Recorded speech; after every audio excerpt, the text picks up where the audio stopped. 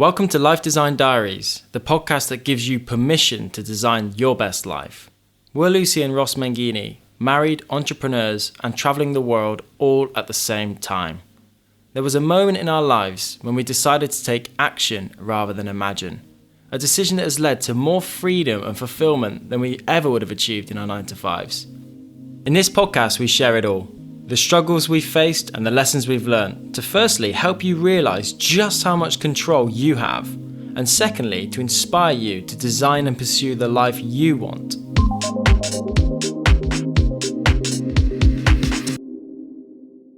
This episode is our favourite episode yet. Recorded here in our homestay in Hoi An overlooking our pool, we delve deeply into two topics which we both struggle with in very different ways. The first one is Imposter Syndrome. This is where Lucy has challenges. The second one is Analysis Paralysis. Sometimes I think the bane of my life. We really enjoyed covering these topics in this much detail and hope you find them interesting. Let's get into it.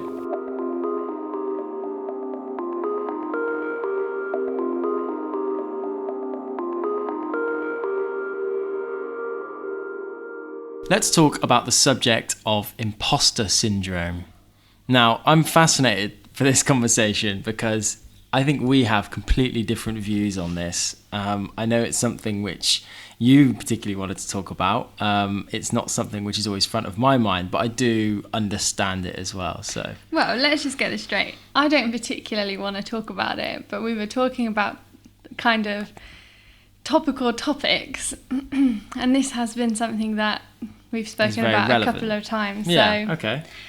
So that everybody is clear, and if you couldn't guess by the name itself, I'll read you the definition. So, imposter syndrome, also known as imposter phenomenon, fraud syndrome, or the imposter experience, is a concept describing individuals who are marked by an inability to internalise their accomplishments and have a persistent fear of being exposed as a fraud. Fraud in quotes. In inverted commas. Okay. So yeah, that's what it is. And how does that relate to your life then? Well, I struggle, as does everybody. I know this is something that the majority of people feel, but to varying degrees. Just kind of struggle to be happy with things that I've done. Really struggle to see things as an achievement, I suppose, and slip into like that negative self-talk probably every day. Really? Every day? Yeah, probably. I think you're making it sound worse than it is. I don't think so. What, so you achieve something and then you can't tell yourself that you've achieved it? Well, there's always a reason why it's not been me. Do you know what I mean? Like yes. When we talk about some of the things that has happened over the last couple of weeks, there's always a reason, or there's always like a real inherent feeling of guilt around what I could have done better, or... Yeah. And does that mean then that whatever you achieve, you don't fully... you can't appreciate it as much? You can't recognise it? Yeah, I think it's the recognition. It's like that feeling of accomplishment. I don't know. Because this is where we differ. Like I get it. I fully understand. I think I understand imposter syndrome, and I can see how a lot of people can struggle to internalize achievements like that, and feel like they are not worthy of whatever they're doing. But I don't, and I've had similar thoughts, but I think on a much milder degree than you. Now, because the thing is that I think is by saying you're an imposter, what you're also saying is that someone else is an expert. Now, who is an expert? Yeah. But who is an expert in your thoughts? Well, I don't know. What makes someone else not an imposter? Don't know. I don't know. I don't think about other people. It's not about other people. Right, okay. It's not. I can rationalise that everybody feels like this, but that doesn't help. Do you think everybody feels like this? To a degree, yeah. Yeah.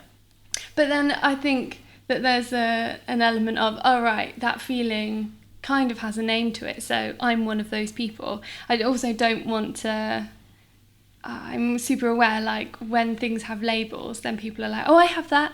Do you know what I mean? Yeah. But do you think you've branded yourself? No, I don't. No, I don't think so. I don't think like the struggle, I would share with the next person to help them, but I don't really go around like, I don't know. To an extent, I think it pushes me forward because I'm never satisfied with what I have done. But then, do you think? Would you say it's a progressive trait? Yeah, maybe. Or restrictive? I reckon a lot of. I'm not putting myself in this category at all, but you know, a lot of successful people probably do suffer with these like never satisfied, always striving for the next thing rather than going, all right, that's great, I can kick back. I don't think a lot of people feel like that, and that's what keeps pushing them forward. Yeah. But you know, having said that, I think it's not very healthy, and it's not very stoic. It's not very good for your mental health to have kind of this negative self-talk. Yeah. So I think, I mean, all of these things are all like new labels, but they've been around forever, isn't it? I was talking to my nan about mindset a couple of weeks ago. I mean, she's like 82 and she hasn't picked up the latest Tim Ferriss book. So I think, I don't know. It's a really interesting topic because I think it either makes you push harder or it makes you hide away. But I think there's a difference, what you said a minute ago, you said a lot of successful people are not satisfied. I think there's a big difference in not being satisfied or feeling like you're an imposter. Mm. Do you think you're confusing those two? Yeah, maybe. I don't know. Because I'm not I talked in previous podcasts that generally I'm not satisfied, and I think that allows me to push forward. Yeah. But also, I struggle with the fact that sometimes I said I feel almost too comfortable, and that's why maybe I feel like I don't push forward fast enough. Yeah. But I don't see that as being an imposter. I see the two very different. I agree. I think the imposter syndrome side comes from the negative self-talk. And whenever you say, like, we were talking about the podcast and I was like, I don't really want to do it. Like, had a bit of a wobble about it because I'm so worried about what everybody thinks, because who am I to say X, Y, Z? And, you know, I can't. And we were then talking about some of the stuff that's gone on over the last couple of weeks with Teta and 6 Stories. And you're very good at the facts and not being like emotional around the facts. But for me, I could tell myself the facts, but then the little horrible voice in my head that's like, yeah, but you didn't really do that because of X, Y, Z creeps up. Yeah. And, you know, like, I don't know. So I think that it's that negative Is that negative voice in your head? head. Which I think most or all people have that. Yeah, of course. Yeah. One thing I found interesting though, just you mentioned about the podcast. Yeah, it's like whenever you could do something which is slightly different, or where you're standing out, or you're trying to stand out and have a voice, that's when this imposter syndrome can be, you know, at its highest. But if any of you listen, you obviously like podcasts, if any of you listen to Entrepreneurs on Fire, it was fascinating for me just reading the blog from the host there, saying that every single time he turns on the mic, he has imposter syndrome, thinks, why should someone listen to me? And it's like one of the biggest podcasts out there. Yeah, he records every single day. He interviews different people every single day. And he's got imposter he done, syndrome. Like 1,000 episodes or something. Yeah. Yeah, so I guess the reason we wanted to share like this, for me, it's like we're like a super normal couple with all these kind of things going around in our heads whilst we sit on this side of the world planning our podcast and businesses and stuff. And maybe Ross and I really bounce off of each other in terms of help. And when I do feel rubbish to the point of then saying something, you know, vocalizing it, you're really good at like quashing it. So I think that we wanted to share some tips and stuff around how you can help yourself get out of the funk, because I think a lot of these thoughts and stuff stop you from putting your neck out there, you know, having a conversation that might completely change the direction that you're going and stuff. So I think definitely chatting, like speaking to you is always good, because you're such a level-headed. Yeah. You're so level-headed. You're very, very factual. I think that's probably what helps with the imposter syndrome. Is probably because not being too emotional. Well, like you said a minute ago around the facts, it's like looking at the facts. You can get so emotional on different things, but if you I always try to rationalize everything. So if something goes really wrong, or something goes really, really good, I just try to look at the facts behind it and say, well, is it, you know, it is. Will it? What advice did I have a while back? Will it matter in a year's time? I think helps keep emotions very level. Yeah. If you ask yourself in any emotional time, will it matter in 1 year's time from now? Chances are practically everything that you have, you rationalise, and then you just say, actually, it's probably not worth getting that emotional about. Yeah. And I think that both of us, we've only recently become self-employed after being employed in pretty decent jobs for 10 years. And both of us went into the same industry from A-levels, and at 18 we're like managing big groups of much older people, and there were times when I certainly came home day after day after 12-hour days, broke down in tears, couldn't deal with the boss, couldn't deal with the people that you were trying to be responsible for. And in the moment, you literally cannot see the light at the end of the tunnel, and you don't know how you're going to get yourself out of it, and you're like terrified to go into work, and all of those awful feelings that I'm sure everybody feels at some point in their career, you know, when you've got that person sat across the desk that you can't get over, or you're frightened of your boss, or I don't know, like I've had that in subsequent jobs, bosses that you just can't get on with, or and then when you finally come to resign, and 6 months later or even a month later, you're like, wow, looking back at that, it was like a drop in the ocean. And it's so easy to get so caught up. Like my little sister's doing her GCSEs at the moment, and I've spoken to her a couple of times, and she's like you know, really anxious and dreading going to school and stuff. And I remember being that girl. But then when you look back and you just think, oh, if you could have just held on to the knowledge that you're going to move past that, and it'll teach you so much. And, you know, actually, none of these things are a big deal at all, really. Yeah, you know? Absolutely. And I want to come back to the feeling of a fraud, and I want to relate it to in the workplace, because you said then, like, speaking to a boss and having different job positions and stuff. And I think, you know, as you progress up the career ladder and you apply for different jobs, I think imposter syndrome can certainly set in, particularly in the way that, you know, am I good enough for that job title? And, you know, especially when you're going for an interview, a lot of people that are trying to get new jobs, they'll maybe think that they're not good enough for I don't know, whatever the next step is up if you go to another company. And so maybe restrict themselves by thinking, well, they're not ready yet. But I wanted to touch on, like, what's your thoughts on how you take that step? If anyone now is thinking that they want to maybe apply for a new job or go up the career ladder, you know, take on a new role, but this imposter syndrome is setting in and saying, okay, I'm going from an executive to a manager, or a manager to a director, or you know, something like that. They're going up the ladder. How do you manage that? How do you kind of rationalize that thought? Because essentially people might be holding themselves back if they've got this little voice in their head at that time. Yeah.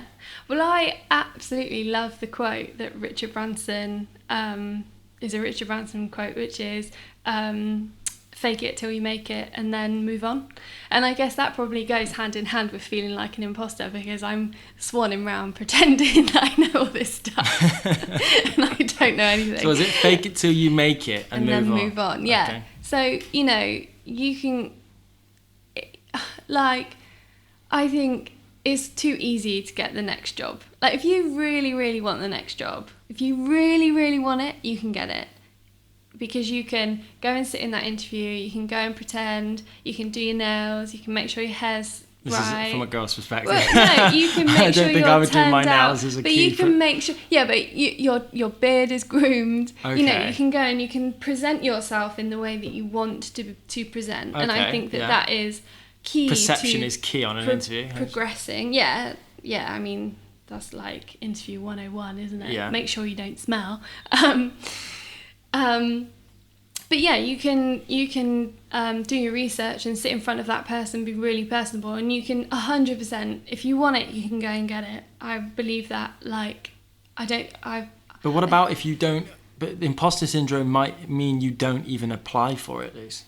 Yeah, but I think that if you want it that much, you can change the script in your mind, and that's kind of the other tip, I think, is if you tell yourself you're an imposter, this is like advice to myself, and this is just something you have to practice over and over and over again. And if you tell yourself you're an imposter, if you tell yourself you're not going to get the job, you're not going to get the job, and you have that self-talk then forever, because that's your story, that's the script in your mind. Yeah. So if you can practice, no, I know what I'm talking about. No, I have achieved this. No, I am good enough. You know, if you can keep doing that kind of self-love inner talk, and you do it enough time, practice makes perfect, then I think that you can definitely quash down that little demon that sits inside you. Yeah. So I think if you do want something, if you want to go self-employed, which, you know, has been an absolute breath of fresh air. One of my old school friends has just done the same.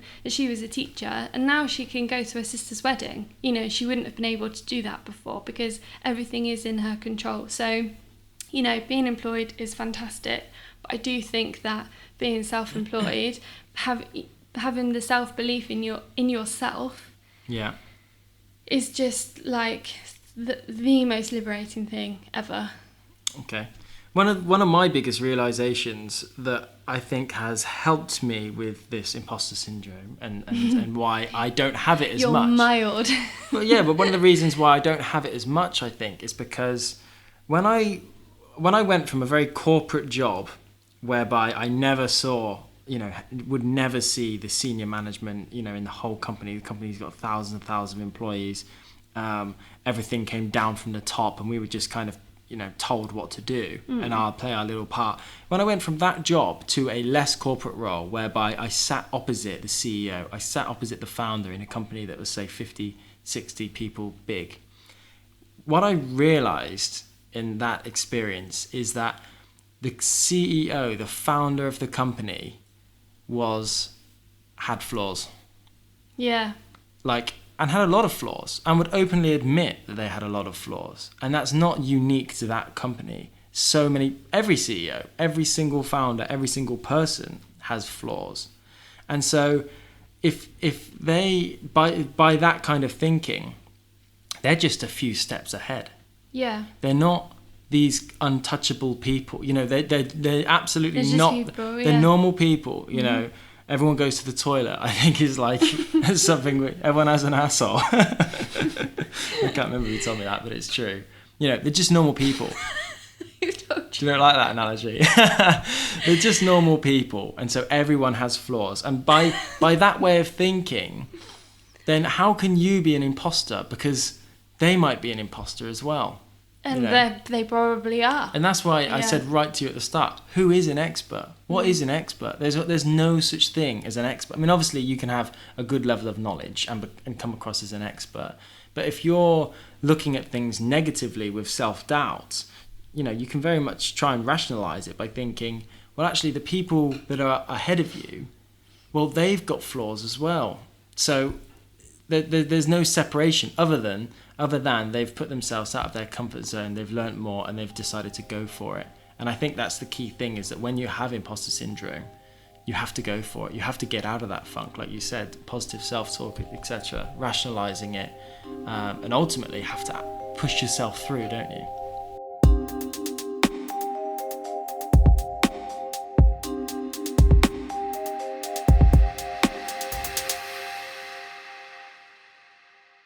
Okay, so a complete role reversal now, going from what I struggle with to what you struggle with. Ross's favourite term, analysis paralysis.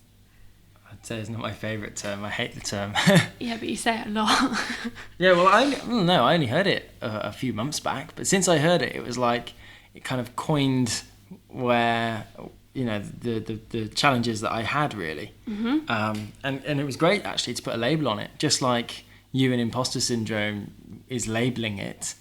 Sometimes I think it's good to label it, because then you understand it and you can look into it a bit more and see how others cope with it. Yeah.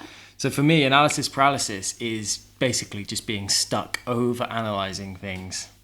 And I mean, I've always had this trait. I feel like it runs in the family. I even spoke about it in my wedding speech, didn't I? Can you remember? No? What did you say? I talked about the fact that I couldn't even choose. Yeah. I couldn't choose one best man, so I had 3.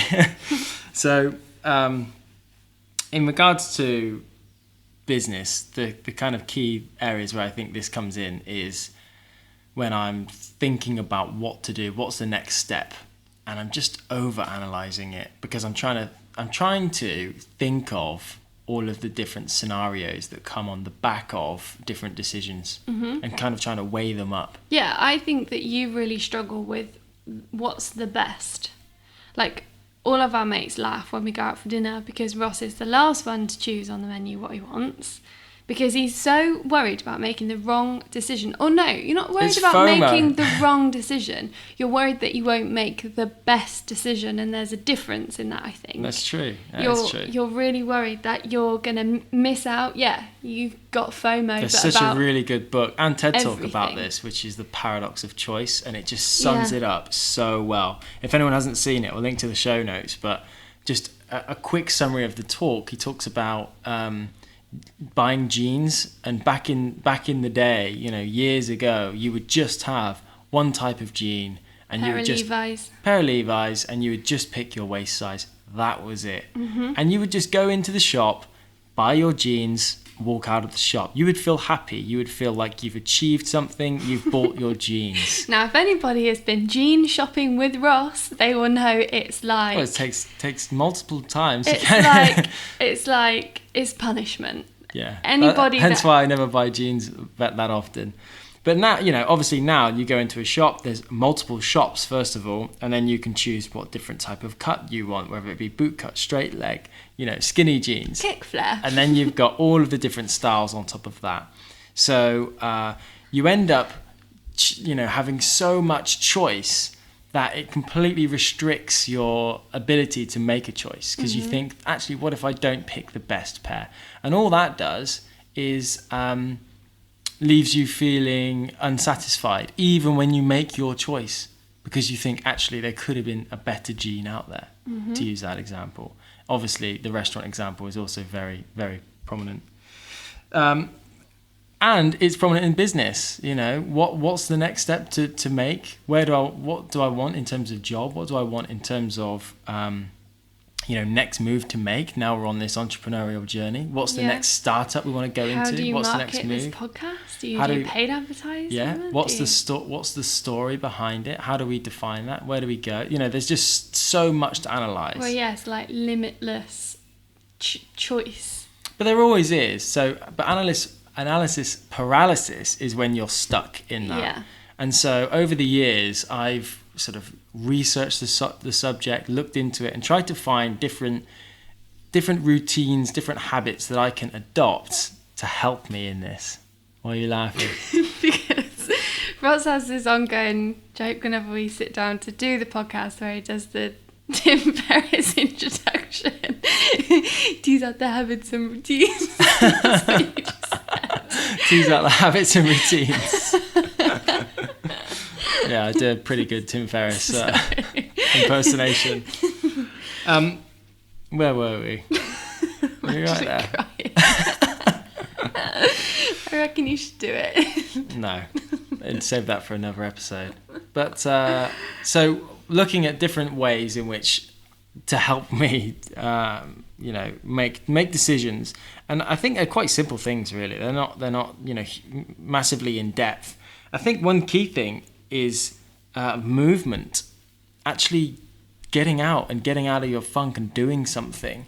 Like going to the gym is very, very helpful. Sometimes I could be thinking about something so much, and you just go around in your mind, and the last thing you want to do is actually leave that scenario. Yeah. Because you just want to get an answer, get a clear path forward, and then you can do whatever, then you're released to go and do whatever. And you get, really frustrated. And a lot of our, when I get frustrated, mostly it's because I'm kind of in that phase. But just movement.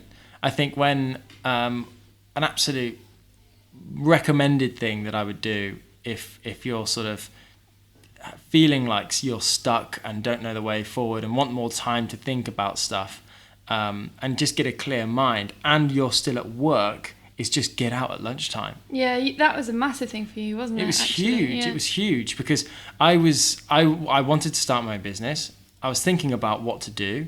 I had many ideas, and yet I just wasn't doing it. So I just kept over-analysing, and I was just stuck. Still going to the office, still doing what you've always done. Yeah, but and what I realised is that when I get on my commute, and then I go to the office, and then I work 8-9 hours, and then I come back, and then I see you or whoever in the evening. There's no time for my mind to get creative, for my mind to just take a step back and just clear my mind and just relax and let things come to me rather than think I have to sort of solve everything. Yeah. So I just went for a walk every single day. It was so simple. And prioritising that time, because I remember when I was at Social Chain, I'd get to work in the morning, have breakfast at my desk, have lunch at my desk, and leave in the evening. You know, and I certainly wasn't the last one out, so I did prioritise my evenings to a degree. But I truly, truly believe that no one is too busy. Busy is a choice. So if you are too busy to just take half an hour at lunch, then that's your decision. Yeah, absolutely. I totally agree with that. Because, you can choose what you have. And there are obviously very difficult challenges that people face when they're in their role at work. And it depends on where you work and things like that. However, if you are totally looking at it rationally, you can choose where you work. So, you only get one life, it's your life. And if you find yourself, when Lucy said that, you immediately said, no, that's bullshit. That doesn't relate to me, because actually you don't know how much my manager's just piled on my desk. Yeah. Well, you don't have to work where you work. It's quite simple. It's quite cutthroat, but you always have a choice. Yeah, and you also have a choice to delegate, to prioritize, to get your hours in line, to push back on your boss. Yeah, no one has got a gun to your head. Maybe they have. Yeah. I mean, not highly unlikely. Yeah, but you have it. Yeah, you're right. You have a choice on how you set the boundaries for yourself. Yeah, definitely. And what you'll allow. So coming back to analysis paralysis, movement, absolutely. If you feel like there's a particular challenge that you're looking to overcome at the moment, and you just go round and round in circles, well, just get yourself out of your existing scenario.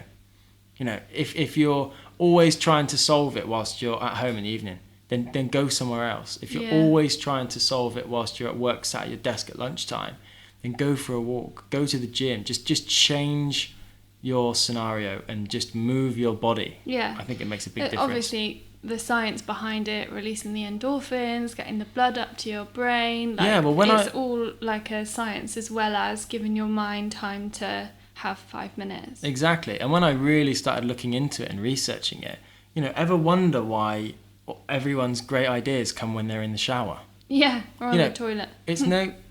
Really? Well, it's no surprise, though, that so many stories start with an idea that came whilst they were in the shower. And the reason is because... What are you thinking about when you're in the shower? Yeah, they've got time. It's not, my idea just sprung and come to me whilst I was halfway through my meeting. It may be. However, a lot of ideas come in the shower because you've opened up your mind to be able to think about things in a different way. And that helps. The other thing is just simplify the problem.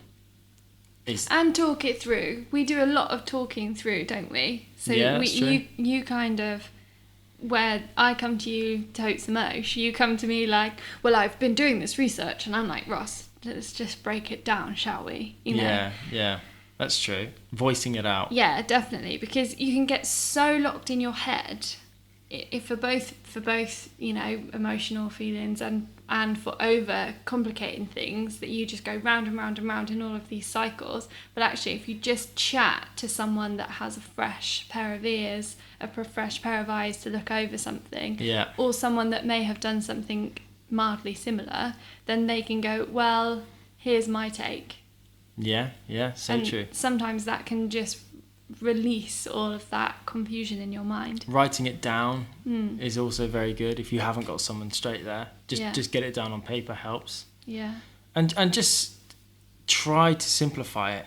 So even if you're going through all of those things, you're still stuck. You know, you're freeing your mind. You're talking to other people. You're writing it down. You need to try and simplify the problem. Yeah. And in my particular instance, if you're, you know, sharing the same circumstance when you're trying to start something for yourself and you're looking at your different avenues available, well, you need to understand that you cannot predict all of the outcomes on all of the decisions. So you can't make you actually cannot make a balanced decision that is right.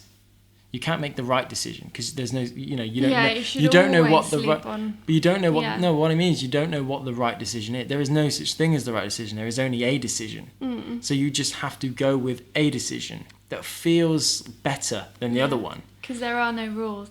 Yeah, there are no rules. And that's the last piece of advice is just action. You know, all of this is action. You have to, if you're overthinking things, if you're really stuck, you have to go with your gut, really. You know, you can do a bit of research, you can try and work out what you think is the best path, but then you need to act on it. Yeah. Even if it's the smallest piece of action. Yeah. I think, you know, dumbing it down, when I think about Teta, which is the Kickstarter social good fashion company that I'm running, actually just not overcomplicating the bigger picture and just kind of taking one step.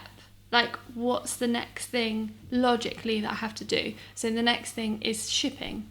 And that's the one thing that I'm focusing on. I'm not massively worrying at the moment about where the marketing spends are going to go or how I'm going to manage the fulfillment when we have more orders on the website. All of that stuff that's come. You know, there is a lot to consider, but at the moment I'm just putting one foot in front of the other, which helps me because I don't really like over analysing. It's just not how my brain really works in terms of like a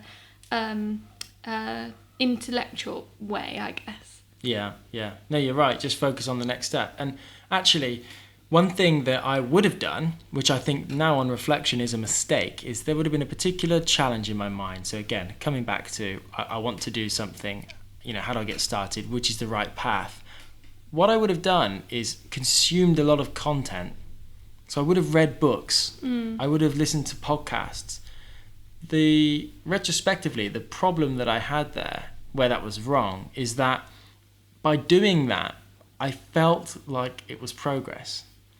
So, you know, reading a book feels like progress. Reading a book feels like if you want to better yourself, that's a progressive thing to do. But there reached a point where I realised that consuming more content You'd read all the books. Well, consuming more content was not progress. What is progress is actually acting on the stuff you know. I think because of the information around us, we all know a hell of a lot. It's almost like we all know the right answers. We all know the best way to approach a job interview. We all know the best way to get going on a new business. We know the plan, but what's missing is the action. And so when I was kind of overanalyzing things and stuck in that moment, I would have done what my habit was at the time, and your habit may be, which is to consume more content. Have a look see what other people have done. Read a book about it. Yeah, find like a guideline somewhere. And it's interesting when you say about the only focusing on that next step, because actually, when I look back now, what's a complete mistake is that some of the books you read, because you're just interested to learn in general, some of the books you read could be on something completely different. So I could be thinking about how do I start the business? Yeah, I could be reading a book about selling a business. Yeah. Or getting huge finance for a business, which is completely not what I need at that exact moment in time. Yeah, definitely. You can get caught up in how Coca-Cola has launched their latest marketing campaign. Yeah. But you're nowhere near Coca-Cola. You need to find out what Coke did when they first created a hell sugary drink that no one should drink. So if you are going to surround yourself with knowledge, make sure it's the exact relevant knowledge that you need at that point in time. And simplify it, change your scenario, and I've said it before in previous podcasts, I think there's obviously a key theme here, but it is just action. It's just taking one step and doing something towards it. Yeah, that's unbelievable how much clarity that can bring you.